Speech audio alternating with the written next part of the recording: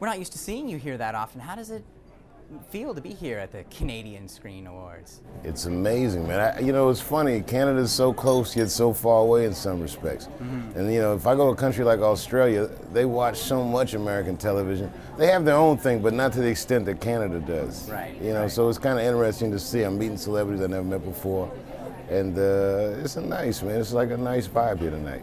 Now, we, of course, been watching what's been happening in the United States. I see you've been very outspoken. Do you think comedy has a role to play right now with what's happening in America under Trump? Interestingly enough, it's turning out that way. I wouldn't normally have made that assumption, though. I think Trump's kind of bad for comedy.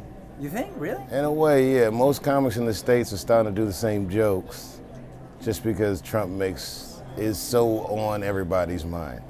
So it'll be nice when we don't have to talk about him as much. I mean, when you have something like this, when you feel as strongly as you do you sometimes think, like, this is bigger than comedy? Like, I just want to speak, I don't want to try and get a laugh out of this? Well, in my life, nothing's bigger than comedy. I guess so. You know, I love my genre, and my genre allows me to be more honest than most people's. But it still comedy, man. Like, you know, it's got to be in the spirit of levity, because it kind of helps us get through tough times like this. Let's go back a little when Dave was just breaking into the biz. Is there someone that really made that difference for you, that you wouldn't be here today if it wasn't for them? There's many people, but today in particular it has to do with the people that curate the Montreal Comedy Festival. Why is that? Because I'm one of the few people that came from America to Canada to get a break. Like, I came to the Montreal Festival, I spent a weekend here, and it changed my life.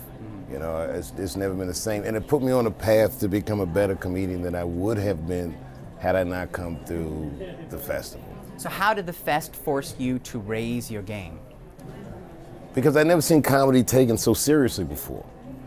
You know what I mean? It was comedians from all over the world. I was exposed to more talent in a single weekend than I had seen in years. And it was the festival, so everyone was playing their A game.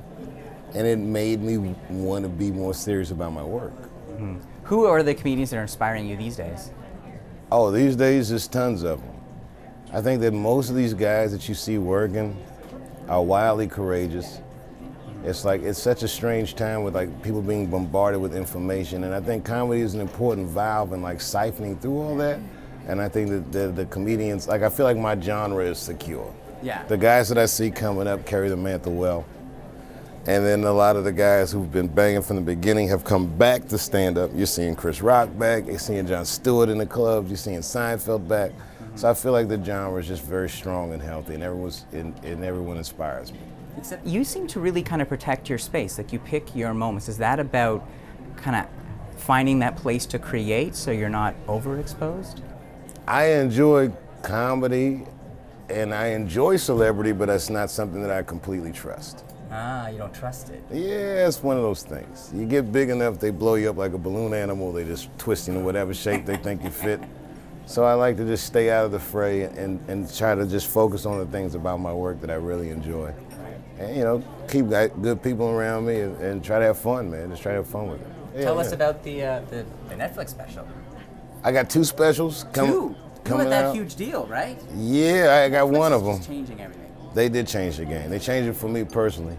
March 21st, I'll release 2 specials. These were in my vault, so they just bought them. So they're not like new specials. The most recent, I think, is a year old. But they're funny specials, and then I'm working on a 3rd for Netflix that I'll put out probably by the end of the year. So you might get 3 Dave Chappelle specials this year. That's all right. It's been too long, so people are ready. All right, good deal. All right, great stuff. Hey, thank you, man. Can we get a quick...